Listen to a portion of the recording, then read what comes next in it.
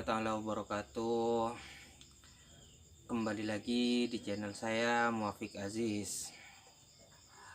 Pada kesempatan kali ini saya pengen sharing terkait tema tauhid.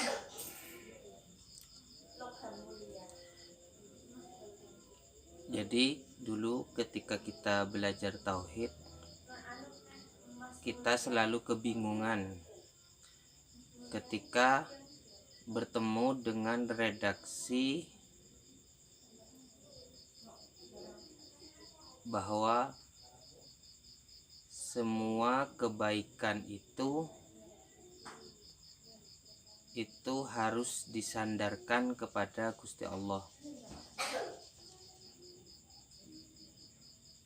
Karena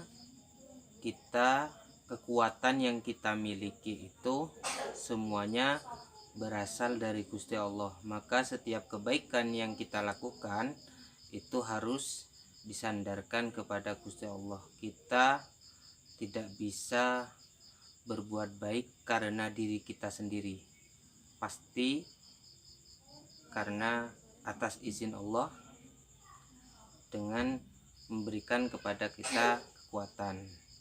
Lalu yang sering bikin kita bingung adalah bagaimana kalau yang kita lakukan itu sesuatu yang salah, sesuatu yang jahat misalnya. Kenapa dalam ilmu tauhid itu ketika kita belajar tauhid itu kalau hal-hal yang salah itu tidak bisa disandarkan kepada Gusti Allah, padahal Gusti Allah juga yang menitipkan kekuatan pada diri kita gitu. Kenapa kalau untuk kebaikan itu harus disandarkan kepada Gusti Allah? Kenapa kalau keburukan itu tidak boleh? Kita sering menemukan permasalahan itu ketika belajar ilmu tauhid. Nah, penjelasannya seperti ini. Kebaikan itu emang harus disandarkan kepada Gusti Allah, karena Gusti Allah yang menjadi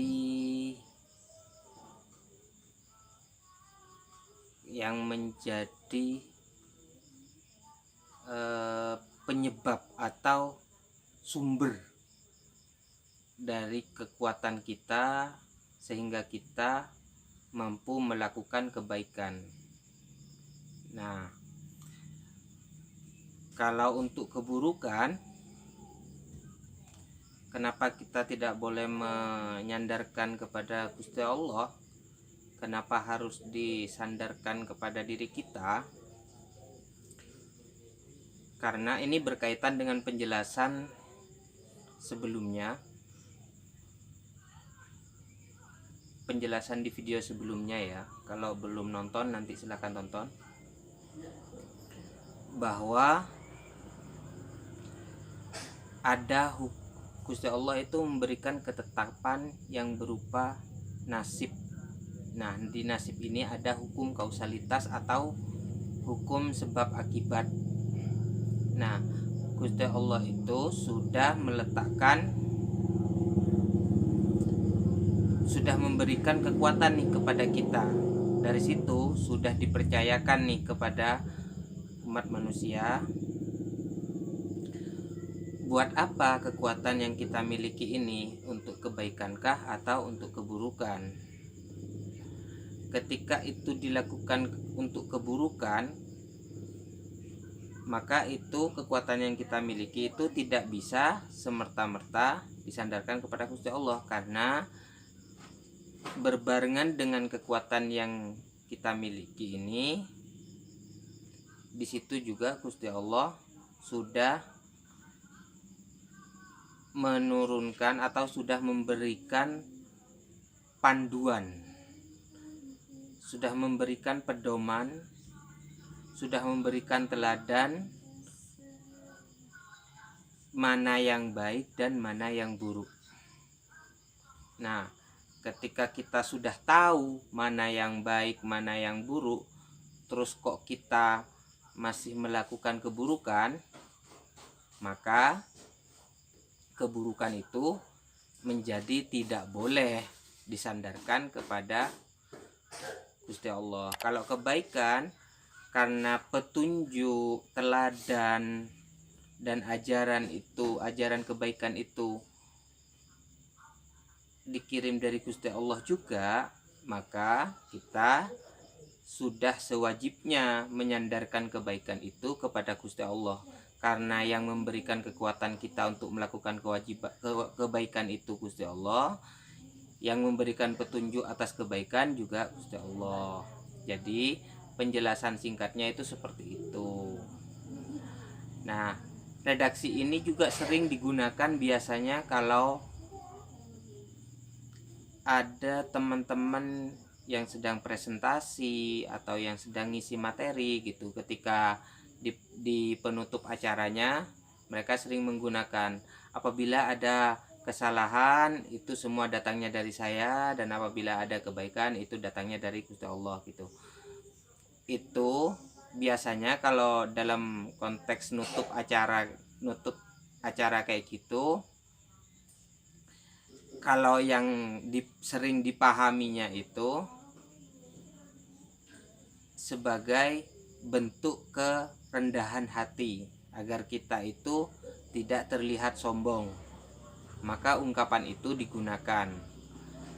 Namun padahal kenyataannya, pemaknaannya itu seperti yang saya jelaskan barusan, bahwa memang setiap kebaikan itu murni, karena benar-benar kekuatan yang kita miliki, petunjuk kebaikan yang kita miliki itu semua datangnya dari Gusti Allah. Sementara apabila ada kesalahan, ada keburukan, itu murni karena kesalahan kita yang kita sudah tahu petunjuknya, tapi kita tidak mengindahkan petunjuk itu sehingga kita melakukan kesalahan atau keburukan. Nah, dengan adanya penjelasan ini maka menjadi jelas kenapa kalau orang yang tidak tahu itu tidak dihukumi dosa. Misal orang gila, ketika orang gila itu ketika melakukan kesalahan, dia itu tidak dihukumi dosa karena dia tidak tahu, dia itu tidak mendapatkan petunjuknya gitu. Jadi setiap tindakan dia itu tidak karena dia tidak mendapatkan petunjuk, maka dia tidak dihukumi dosa kayak gitu. Atau orang-orang yang tidak tahu lainnya, misal orang-orang di pedalaman, misal ada orang-orang di pedalaman yang dia tidak mendapatkan petunjuk ajaran agama kayak gitu-gitu, dia itu tetap tidak bisa dihukumi sebagai dosa kayak gitu, kalau dia memang tidak mendapatkan petunjuk itu secara hukum fikih kayak gitu. Oke, sudah berapa menit? 8 menit. Nah, maka dari itu hendaknya mulai sekarang kita coba setiap kita belajar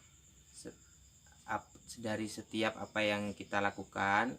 Kalau kita melakukan kebaikan-kebaikan, kita coba belajar untuk menyandarkan setiap kebaikan kita itu kepada Tuhan, kepada Gusti Allah.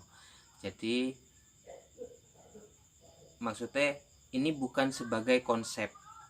Apa yang saya sampaikan barusan itu kan konsep, ilmu ini cuma pemahaman gitu. Ini belum sepenuhnya jadi pengalaman. Nanti kalau kita udah bisa mengalami, kita udah mulai bisa menikmati ilmu yang kita pahami ini, nanti akan menjadi nikmat rasanya kayak gitu. Coba kita perlahan-lahan kita mulai mencoba merasakan dari pemahaman-pemahaman ini kayak gitu. Soalnya antara ilmu dengan amal itu jauh jaraknya. Ilmu dengan pengalaman itu jauh jaraknya. Nanti di episode selanjutnya saya akan bahas tentang betapa berbedanya atau sejauh mana perbedaan antara ilmu dan amal. Sampai jumpa di video selanjutnya. Terima kasih buat yang masih setia nontonin video saya. Akhirul kalam, wassalamualaikum warahmatullahi taala wabarakatuh.